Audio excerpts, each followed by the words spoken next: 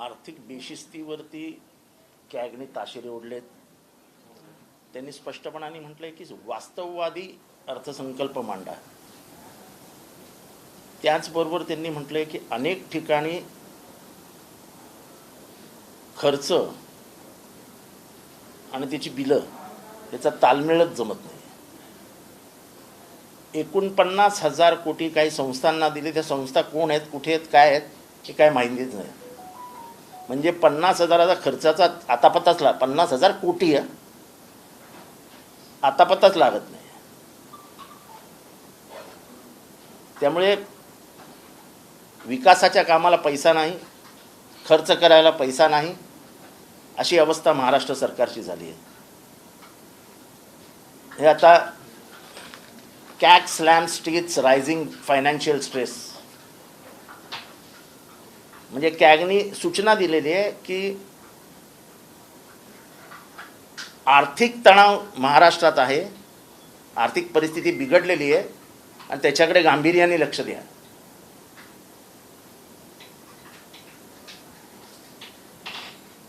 आपल्यावरचं कर्ज भयंकर गतीने वाढतंय, महाराष्ट्रावरचं कर्ज गतीने वाढतंय असं कॅग म्हणतंय, मी नाही म्हणत. Comptroller and auditor general of India म्हणतंय, मी नाही म्हणत. हा 22-23चा अहवाल आत्ता बाहेर आलाय आणि तेव्हा त्यांनी सांगितलंय की तुमचा अर्थसंकल्प हा मर्यादित स्वरूपात राहू द्या, तो वास्तववादी राहू द्या. वास्तवाचं भान हरवलेलंच हे सरकार आहे. 50,000 कोटी रुपयाचा जर आता पता लागत नसेल, कुठल्या संस्थांना दिले, कुठे दिले, काय दिले हे जर कळत नसेल, कॅगला कळत नसेल, तर सर्वसामान्य मराठी माणसाला काय कळणार आहे? पण महाराष्ट्राच्या तिजोरीतले 50,000 कोटी मंत्रिमंडळाने आणले नव्हते. ते महाराष्ट्रातल्या गोर गरीब कष्टकरी जनतेच्या खिशातनं गेले होते.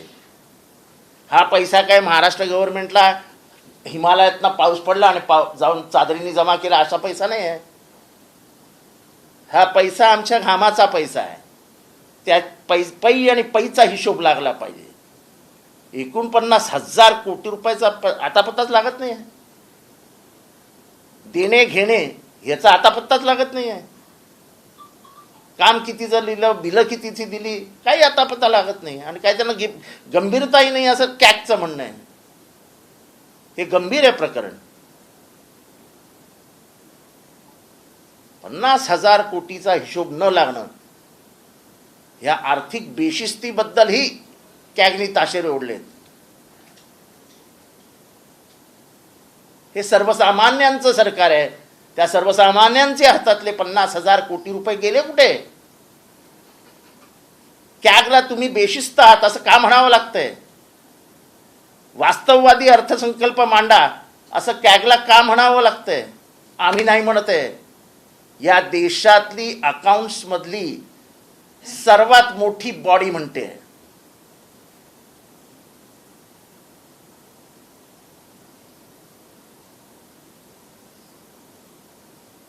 तुमच्या खिशातले पैसे तुम्ही देत नाही हे लक्षात ठेवा.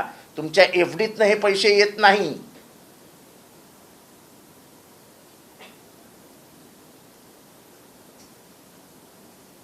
जे हजार 2,000 कोटी रुपये तुम्ही वाटतात ना आमदारांना, ते कुठनं आणणार ते सांगा आता, जेव्हा कॅगने हा अहवाल काढलाय.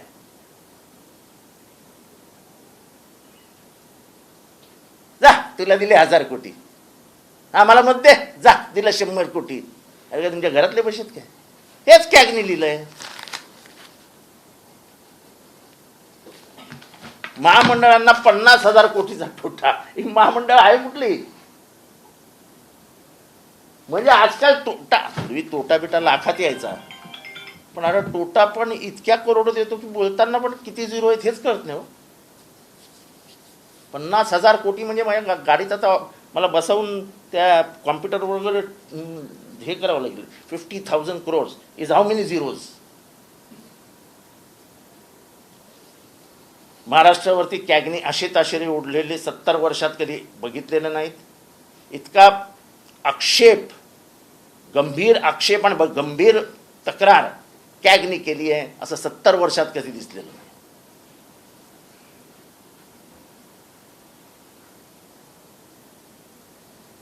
64 वर्षात, टू बी प्रिसाइज. महाराष्ट्राचे अर्थमंत्री अजित पवार आहेत. शिस्तीच्या बाबतीत त्यांचा कोणी हात धरत नाही असं देखील म्हटलं जातं. असं असताना हे अशा पद्धतीने बेशिस्त वागणं असतं. आता कॅगचंच म्हणणं की तुम्ही बेशिस्त वागता, तर त्याला काय करणार ना. असं मला वाटतं की त्यांच्याकडनं शिस्तभंग झाला नसावा. अभी डरता क्या नहीं करता.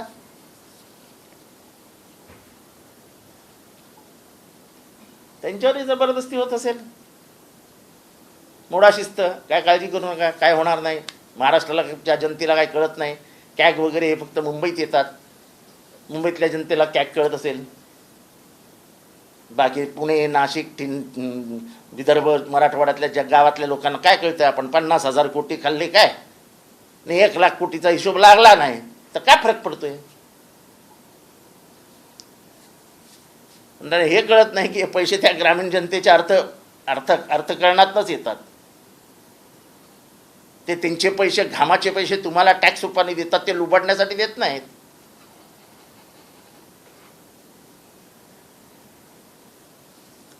$50,000 कोटीचा हिशोब लागत नाही.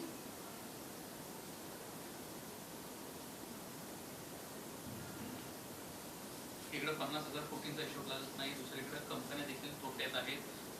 महाराष्ट्रातल्या, मुंबईतल्या जे काही रस्ते कॉन्ट्रॅक्टीकरण असेल किंवा अनेक प्रोजेक्ट असलेले पैसे आहेत, त्या कॉन्ट्रॅक्टरांचे, त्या कर्मचाऱ्यांचे पैसे गेलेले नाहीत. त्यामुळे पगार होत नाही आहेत. एसटी कर्मचाऱ्यांचे पगार झालेले नाहीत. त्यांच्या बायकांनी आंदोलन करायचं ठरवलेलं आहे. त्या लाडक्या बहिणी नाहीत तुमच्या.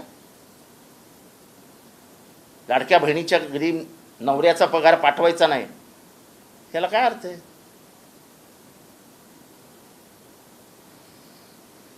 बाकी बिलं तर सोडूनच द्या. अजून पुढची 2 वर्ष कॉन्ट्रॅक्टर्सला बिलं मिळणार नाहीत.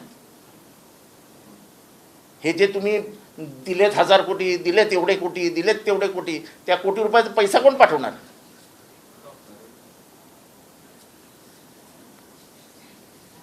त्यांची बिलं कोण काढणार. सर, हे जे एवढा घोटाळा करत आहे याच्यामध्ये कमिशनचा एक मोठा प्रमाणात या ठिकाणी 30%. Government is non for 30-40%. असा आता एक टेंडर निघणार आहे, आता निघेल थोड्या दिवसात. खरं जमिनीचं अधिग्रहण केल्याशिवाय टेंडर काढू नये असा CVCचा स्पष्ट आदेश आहे, स्पष्ट आदेश. पण जमिनीचा अधिग्रहण न करता जवळजवळ 75,000 कोटी रुपयाचं टेंडर निघणार आहे.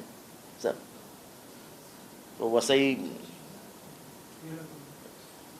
अलिबाग कॉरिडॉर आहे ना, त्याच्यामध्ये खोट्या अशा टपऱ्या उभारून ठेवल्या आहेत.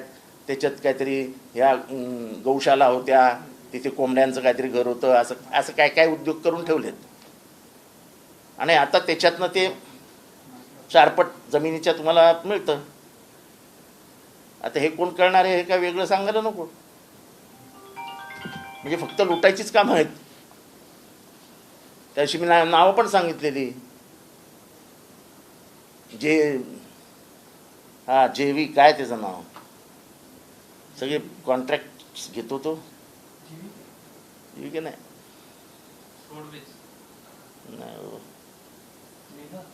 मेगा आहेच, जे कुमार, ह्या सगळ्यांनी त्याच्यात टेंडर घेतलेले आहेत. आता कोणाला किती द्यायचं याचं चालू आहे डिलिंग. आचारसंहिता निघण्याच्या आधी 75,000 कोटीचे टेंडर्स काढले होते. 75,000 कोटी.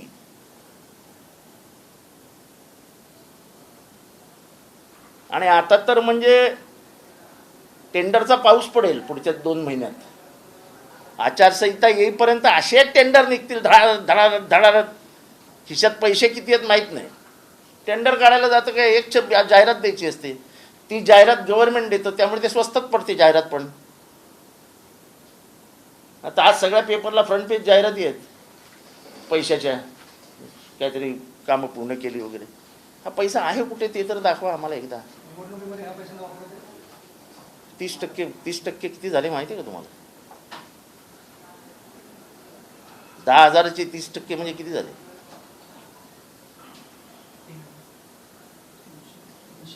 3000. 3000 कोटी रुपये. 288 मतदारसंघ आहेत फक्त. म्हणजे निवडणूक हरण्याची भीती आहे आणि त्यामुळे पैशांचा वापर करण्यासाठी अशा प्रकारचे म्हणून तर घाबरलेला अंतर हा अर्थसंकल्प म्हणजे भेदरलेल्या मानसिकतेतले अस्वस्थ सत्ताधाऱ्यांचा अर्थसंकल्प आहे. आणि हे कालपासून जे सुरू केलं ना, विधान परिषद जिंकली, अब विधानसभा जितेंगे. विधान परिषद तुम्ही पैशाचा जुगार खेळून जिंकली. तुम्ही आमदारांना 5 कोटी 100 कोटीचे कामं, 5 कोटी कॅश आणि 100 कोटीची कामं देऊ हे आमिष दाखवून त्या आमदारांना वोट करायला लावलं. निधी ते आमदार तुम्ही विकत घेऊ शकता, जनतेला नाही विकत घेऊ शकत. उद्या परवा ही नावं फुटतील. ह्या आमदारांची हालत काय होईल बघा गावामध्ये. त्यांना रस्त्यावरनं फिरणं मुश्किल करून टाकतील जनता. जनतेला गद्दारी आवडत नाही. मी निवडून दिलेला आमदार, माझ्या मतावरती निवडून आलेला आमदार 5 कोटीला स्वतःला विकतो, हे जनतेला अजिबात आवडत नाही. 100 कोटी मिळाले विकास निधी. काय विकास निधी करणारे 100 कोटी आजच्या तारखेला घेऊन? बिल कॉन्ट्रॅक्ट 100 कोटी म्हणजे काय? 100 कोटी घेतले, ए बाबा हे घे, तुला 20 ॲडव्हान्स आणून दे. 20 म्हणजे किती झाले? 20 कोटी रुपये. आणि 5 कोटी रुपये म्हणजे 25 कोटी रुपयाला एक मत विकतोय तो. काय वाईट आहे? धंदा चांगला आहे. गंदा है लेकिन धंदा है. मला एक तो मध्य प्रदेशमध्ये एक माणूस पकडला गेला होता असाच राजकारणी, आणि तो बोलताना म्हणत होता की पैसा खुदा तो नहीं लेकिन खुदा से कम भी नहीं. महाराष्ट्राच्या खालच्या वोटिंगमधनं हेच काहीतरी दिसतंय. जे कोणी फुटले असतील त्यांना मी तेथली जनतेला, या मतदारसंघातनं निवडून आलेत, त्यांना आव्हान करीन की ह्यांना जोड्याने मारा. जर पक्ष निष्ठा सांभाळता येत नसेल, ज्या पक्षाने तुम्हाला मोठं केलं त्यालाच ऐन क्षणी घात करणार असाल, रात्री जेवणार असाल त्या पक्षाचं, एवढी नमखरामी करणाऱ्याला सोडू नका. हे सगळं बोलताना वाईट वाटतं. मी पण एक आमदार आहे,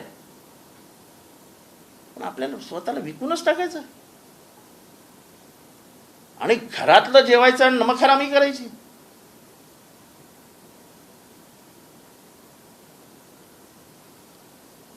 विधान परिषद निवडणुकीमध्ये हे नेहमी होतं. मागच्या वेळी पण अशा प्रकार झाला. तेच मी तुम्हाला सांगतोय, हे मागच्या 2-3 वर्षातच सुरू झालं. स्वतःच्याच पक्षाशी घात करायचा हे मागच्या 2-3 वर्षातच सुरू झालं. आणि तो घात केल्यानंतर हा अर्थसंकल्प का असा निघतोय, म्हणजे हे का बोलावं लागतं कॅगला? तर एकेका आमदाराला टिकवण्यासाठी, बाबा तू माझ्या बाजूला बसून राहा, जाऊ नको रे, हे घे तुला 1000 कोटी तुझ्या विकास निधीमध्ये.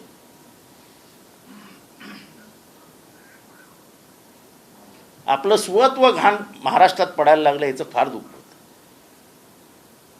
आम्हाला 1 रुपया निधी देत नाही, 1 रुपया. हे मी का वारंवार सांगतोय की ते आम्हाला विकत घेऊ शकत नाही, हे त्यांना माहिती आहे. 50 कोटी नाही 1000 कोटी रुपये दिले तरी आम्हाला विकत घेऊ शकत नाहीत. आणि त्यांना माहिती आहे यांना निधी देऊन सुद्धा ते आपले होणारच नाही आहेत, आपल्या वर्मावरच बोट ठेवणार आहेत, म्हणून देत नाही आम्हाला निधी. आणि म्हणून आम्ही महाराष्ट्राच्या जनतेला वारंवार सांगतोय की आम्ही विरोधी पक्षातले आमदार जे आजही त्यांच्या गळ्याला लागत नाहीत, त्यांना 1 रुपयाही मिळत नाही. करोडो रुपये घेऊन गेलात तुम्ही, पण जनतेने 31 जागा काढून घेतल्या ना तुमच्या. आणि खास करून हे उदाहरण अजित पवारांना जास्त लागू होतं. सगळ्या अर्थसंकल्पात सगळ्या निधीमधनं ते चलो बारामती बसमध्ये बसून जायचे. 50,000 मागे पडले. तानाजी सावंत 81,000 मागे पडले. लोक फार चालाक असतात.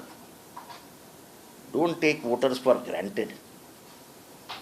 मुस्लिम समाजाला काय दिलं या अर्थसंकल्पाने? दलितांना काय दिलं या अर्थसंकल्पाने?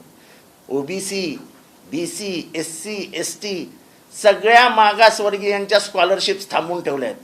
पैसे नाही आहेत द्यायला. हा फालतूचा खर्च करायला वेळ आहे तुम्हाला? ही उधळपट्टी करायला वेळ आहे? माझी लाडकी बहीण ही योजना सोडली तर हा अर्थसंकल्प म्हणजे नगण्य, म्हणजे काही त्याला अर्थच नाही. तुमच्याकडे काहीच नाही आहे. हे कॅग म्हणतंय की तुमच्याकडे पैसेच नाही आहेत. 50,000 कोटीचा तोटा. CAG slam states rising financial state high salary spend. हे आम्ही नाही म्हणत, हे सगळं मोठी मोठी वृत्तपत्र म्हणतायत. हे लपवण्यासाठीच मग लाडकी बहीण योजना आणली असं म्हणा. काय लपू इच्छितात माहित नाही. महाराष्ट्राला कर्जाच्या डोंगरात टाकून, म्हणजे खाईत टाकून, डोंगरावरनं ढकलून देऊन त्यांना काय सुख मिळते मला माहित नाही. कॅगनं आणखी एक स्पष्टपणे म्हटलंय, राज्य सरकारच्या 41 सार्वजनिक कंपन्यांचा संचित तोटा तब्बल 51,000 कोटी. हे काय मी सांगितलं ना. म्हणजे गव्हर्नमेंट स्टेट मॅनेज ज्या ऑर्गनायझेशन्स आहेत, MSRDC वगैरे ह्याचे जे आहेत, त्यांचा संचित तोटा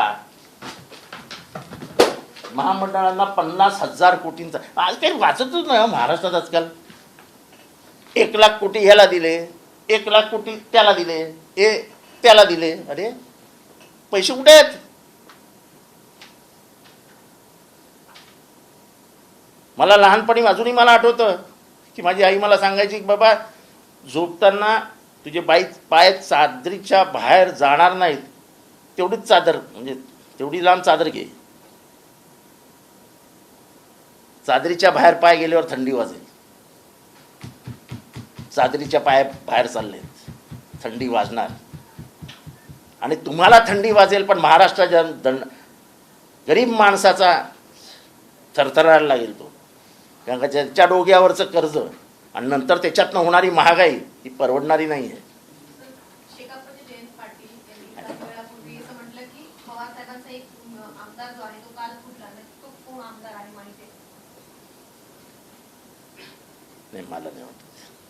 त्यांचं असं म्हणणं आलं की राष्ट्रवादी शरद पवार गटाचे जे सर्व मत आहेत ते पवार साहेबांनी मला खूप मदत केली, त्यांनी माझ्यासाठी खूप प्रयत्न केले, त्यांचा आभार मानतो. पण एक मत मात्र राष्ट्रवादीचं फुटलंय हे वास्तव आहे आणि याची दखल सुद्धा घेतली जाते. मला याच्याबद्दल काय माहिती नाही, पण झालंय का? राष्ट्रवादीमध्ये एकही मत फुटलंय, एकही फुटणार नाही ह्याची मी गॅरंटी देतो. नाही, पण मग आता दुसरीकडे असं कॉम्प्लिकेशन केले जात आहे की तुमचे मित्र पक्ष असणाऱ्या काँग्रेसकडनं आणि उपाध्याची सुद्धा मतं फुटली आणि ही वस्तुस्थिती समोर पहिल्या. हे बघा, मी इतर पक्षांबद्दल काहीही बोलत नाही आहे. मी माझ्या पक्षाची गॅरंटी देऊ शकतो की आमचं एकही मत फुटलेलं नाही. अजित पवार आज दिल्ली दौऱ्यावर गेले, अमित शहाची भेट घेतली आहे. तो मुख्यमंत्री आहेत, ते कुठेही जाऊ शकतो. त्यांच्या भाजपच्या वेगवेगळ्या नेत्यांची भेट घेत आहेत. त्यांचं काय प्लॅनिंग असेल भाजपत वगैरे जाण्याचं, तर आपल्याला काय. पवार साहेब पण महाविकास आघाडी आणि महा इंडिया आघाडीचे अत्यंत महत्वाचे नेते जयंत पाटील हे पडणं खरंच धक्कादायक आहे. हो, ते पडणं धक्कादायकच आहे. पण मी त्याच्यासाठी पत्रकार परिषद नाही घेतली ना. सर एक गोष्ट मी एका विशिष्ट कारणासाठी पत्रकार सर, परिषद एक गोष्ट घेतली. पाहायला मिळत आहे की राज्यांमध्ये जे कामं झाले त्यामध्ये समृद्धी असो या मोठ्या प्रमाणात मोठ्या भेगा पडत आहे. हे 30% कमिशन खोरीमुळेच ह्या सगळ्या भेगा पडत आहे असं एक कमिशन आलं की क्वालिटीवर परिणाम होतो, हे जगमान्य सिद्धांत आहे. त्या सिद्धांतापासून कोणीच लांब पडलेलं नाही. आणि अजून तर खूप टेंडर तुम्ही असे बघाल की ते टेंडर खरं आहे 100 कोटीचं, निघतंय 1000 कोटीचं. का नाही होणार आहे सगळं? एकच कॅगमध्ये का नाही येणार आहे सगळं लिहून? खर्चाचा तालमेल जमतच नाही, हे स्वतः कॅग म्हणते. काल सभागृहामध्ये एका आमदारांकडे पैसे दिले आहेत, ते टोकन मनी म्हणून त्याचा वापर करण्यात आला होता का त्या पैशावरचा नंबरचा? सभागृहात काल एका आमदारांकडे मला वाटत पैसे नाही आले. त्या मॅडमची तब्येत खराब होती आणि औषधं आणण्यासाठी तिने ते पैसे दिले होते. उगाच खोटे नाटे नरेटिव्ह पाठवणं आणि करणं हे माझ्या स्वभावात बसत नाही. जे वास्तव आहे त्याला BJP नरेटिव्ह म्हणते. बहुजनांच्या शिक्षणाच्या आड येणं हे वास्तव आहे, त्याला ते नरेटिव्ह म्हणतात. मनुस्मृती आणून ह्या बहुजनांना आणि महिलांना या महिलेला तो म्हणजे फक्त ती व्याभिचार करायलाच जन्माला आली आहे असं मनू म्हणतो. त्या मनूला तुम्ही लॉ मनूचा कायदा दिल्लीत शिकवायला निघाले. विद्यार्थ्यांनी विरोध केल्यावर मागे घेतला. आत्ता सुद्धा तुम्ही मागे घेतला, पण तुमचा मंत्री आधी बोलून बसला होता की 4 चांगले श्लोक आम्ही घेणार आहोत.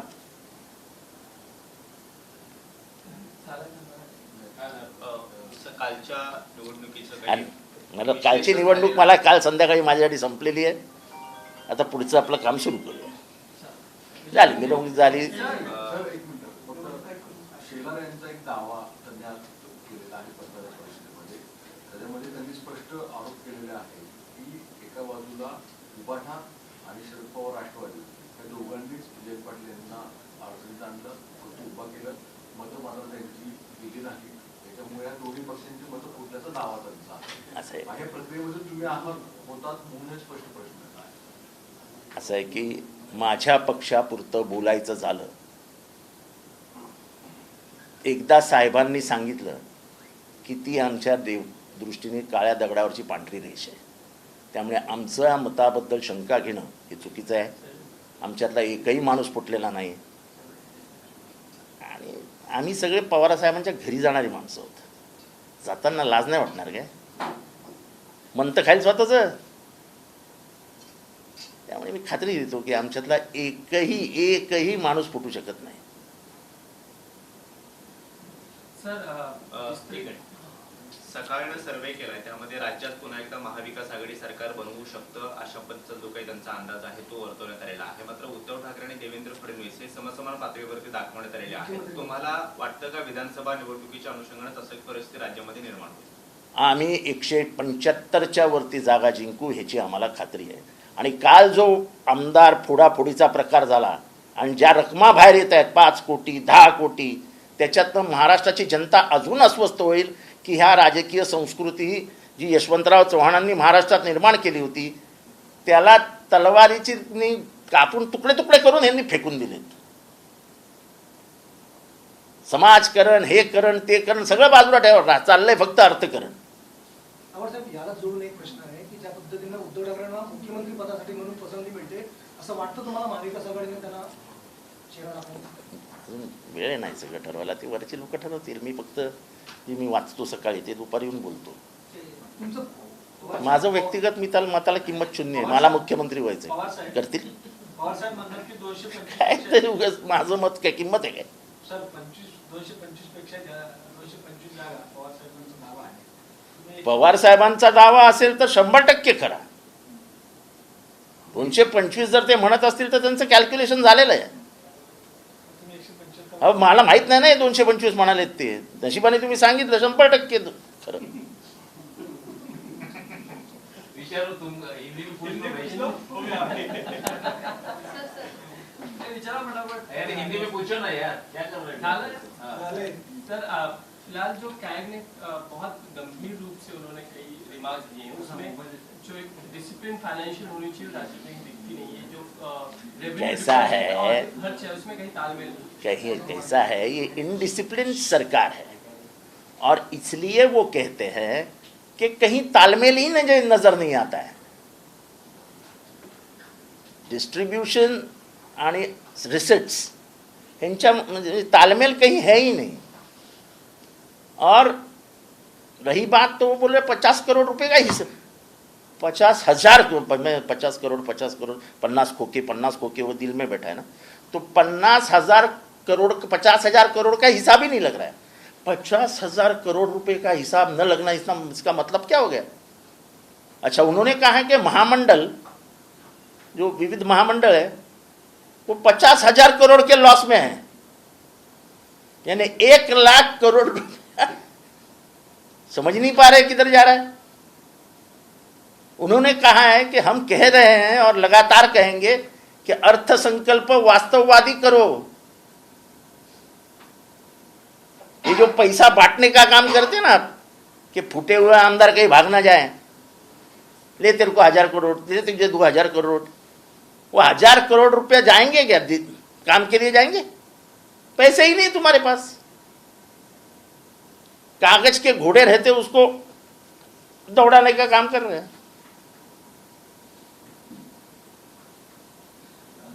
दूसरा सवाल ये है कि कल के जो चुनाव के नतीजे आए हैं उसको लेके महाविकास आघाड़ी जो कोई कहा जा रहा है कि ये बहुत हवा में थे, अभी हमने इनको जमीन पे ला दिया, ऐसा है। महायुति बहुत आगे जाएगी और यही डिसीजन यही बात मैं हमेशा दोहराता हूं। तुम आमदारों को खरीद सकते हो, जनता को नहीं। तुम्हारे पास 41 यानी आज की तारीख में 207 आमदार हैं।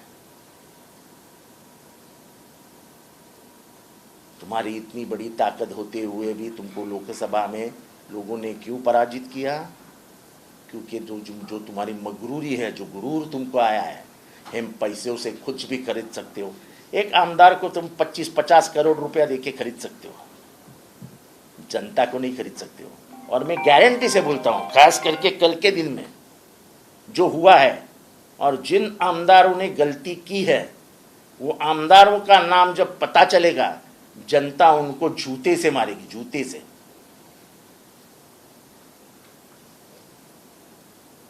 हम एक साथ रात को बैठे थे, सब खाना खाए, और इतनी नमक हरामी। लेकिन इसका अंदेशा तो कैलाश गोरंट्याल जैसे जो कांग्रेस के विधायक है तो पहले से ही बता रहे, चुनाव के पहले से ही तो अंदेशा बता रहे। कैसा हो सकता है? देखो ऐसा है, मैं बहुत लगाव रखता हूं पार्टी से। मुझे लगता है हर आदमी को ऐसा ही लगाव होगा पार्टी से। तो मैं कभी किसी के बारे में संशय नहीं लेता। मैं शक के नजरिए से कभी भी उनको नहीं देखता। लेकिन ये जब होता है तब दिल टूट जाता है कि पार्टी ने हमको क्या नहीं दिया। हम कौन थे? हमारा अस्तित्व क्या था? हमारे माँ बाप का नाम भी नहीं मालूम था गांव में। वो सब हमें पार्टी ने दिया है। उस पार्टी से नमक हरामी करते हुए जरा भी शर्म नहीं आती है? जरा भी लज्जा नहीं लगती है क्या? पत्थर दिल है क्या? दिल नहीं है आपको? दूसरा फिर ये सवाल ये भी उठता है कि जिन जयंत पाटिल को आप सपोर्ट कर रहे थे वो भी अब एक शक निर्माण कर रहे हैं कि एक वोट जो राष्ट्रवादी का था वो भी फूट। मैं गारंटी देता हूं, राष्ट्रवादी का एक भी वोट फूटा नहीं है। उनके मन में तो शक कैसे मैं उनका मन नहीं जानता हूं ना, मैं उसके मन में नहीं हूं ना, अंदर जाके देखा नहीं हूं। पर जहां तक मुझे पूछोगे, मैं 100% गारंटी के साथ कहता हूं कि हमारा एक भी वोट फूट नहीं सकता है। आशीष शेलार इसी को आगे बढ़ाते हुए कहते हैं कि जिस तरीके से जयंत पाटिल, आशीष शेलार क्या कहते हैं? सवाल दूसरा है कि जयंत पाटिल जैसे छोटे पार्टी के लोगों को इन्होंने खत्म करने का काम शरद पवार हो या उद्धव ठाकरे वो कर रहे हैं, उनके साथ आप लोगों ने शायद तो क्या जानकर को परभणी में भेज के लोकसभा में आ रहा के वही काम इन्होंने किया था क्या जनता के बीच में? ये तो आमदारों को खरीदी बिक्री का दुकान खोला था, भाव लगा रहे थे शाम से परसों, यानी चुनाव कल था, परसों शाम से हमारे एक आमदार को फोन आया था, 4 करोड़ रुपया देता हूं, प्लीज प्लीज प्लीज, 100 करोड़ रुपए का काम देता हूं, प्लीज प्लीज प्लीज। तो आमदार और फोन करने वाले का नाम भी बताऊंगा, पर जरा थोड़ा मर्यादा रखता हूं। आप लोग हमेशा बीजेपी पे आरोप करते थे कि ये छोटी पार्टियों को आगे नहीं बढ़ने देना, खत्म करना, बीजेपी ठीक वही उल्टा आप लोग के साथ करने जा रही है। ऐसा है, छोटा पार्टी खत्म करना ये लोकसभा और विधानसभा की बात है। यहाँ तो आमदार दुकान खोल के बैठे हैं, तो क्या करेंगे? तुम खरीदने वाले आ जाके खरीद के लेके जाते हैं। अपना स्वत्व ही अगर लोग बेचना चाहते हैं, कौन रोक सकता है? क्योंकि अभी कुछ दिखने आने जाने का कोई ये नहीं है। अभी तो आज से वो कोई दिखेगा भी नहीं बम्बई में, लेकिन नाम तो पेपर में आएंगे, नाम तो सोशल मीडिया पे चलेंगे, वो उनके गांव-गांव में जाएंगे। लोग ये बर्दाश्त नहीं करते, लोगों को गद्दारी पसंद नहीं आती है। लोगों को गद्दारी पसंद नहीं आती है।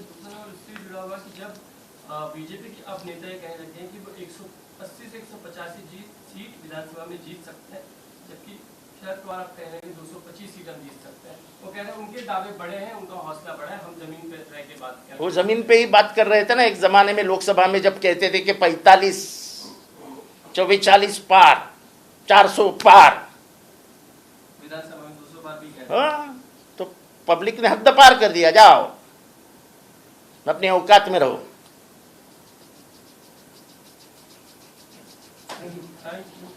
तर ते 25 जूनला संविधान हत्या दिन म्हणून आता भाजप साजरा करणार तसं नोटिफिकेशन काल केंद्राने हाँ, ते- असं आहे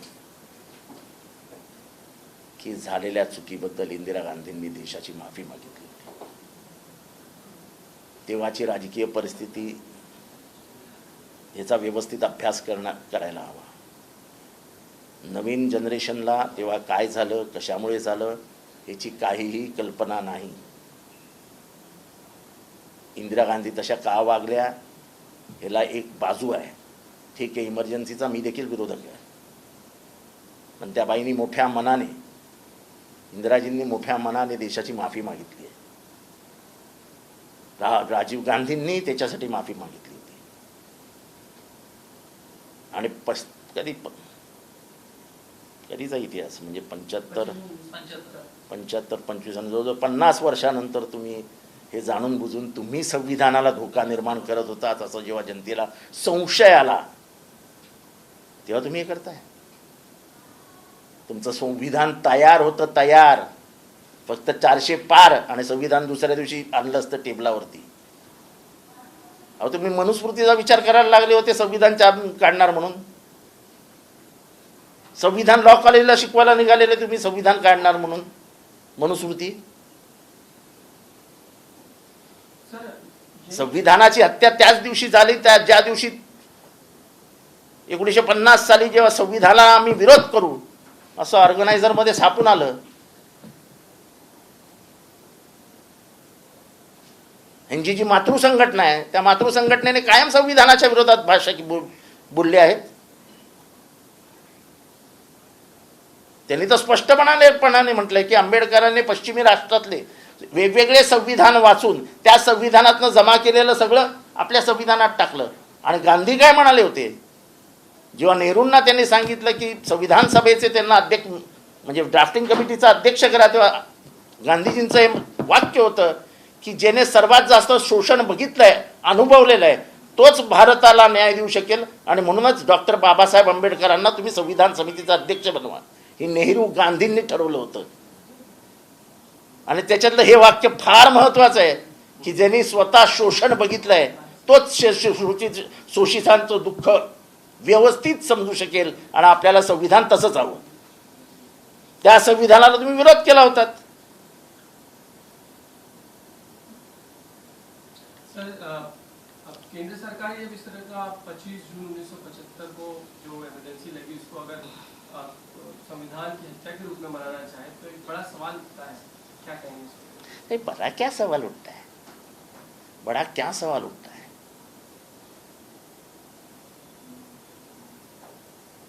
जिस गलती की माफी मांग चुके हैं, जिस गलती को जनता ने जवाब दिया 77 में,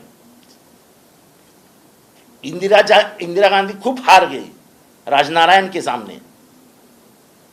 राजनारायण समाजवादी पक्ष के थे, समाजवादी विचारों के थे. उनका कुर्ता पायजामा भी देखो तो कभी सही नहीं रहता था, उसको कभी इस्त्री भी नहीं करते थे. वो ऐसे लीडर्स थे. वो बिना 1 रुपया खर्चा किए उन्होंने इंदिरा गांधी को 1,75,000 वोटों से हरा दिया था. तब लोगों ने खूब बदला लिया ना, उसका खूब बदला लिया. पर जब तुमने द्वेष और सूड की राजनीति शुरू की, जब तुम इंदिरा गांधी के पीछे पड़ गए सब, उसमें बीजेपी, तभी बीजेपी नहीं थी, जनसंघ जनता पार्टी में विलीन हो चुका था. जब जनता पार्टी के सभी नेताओं ने इंदिरा गांधी को फंसाने की कोशिश की, अटकाने की कोशिश की, जेल में डालने की कोशिश की, तब इसी भारतीय जनता ने उसको जवाब दिया और 1980 में 350 सीट जीतकर इंदिरा गांधी फिर से सत्ता पे आ गई.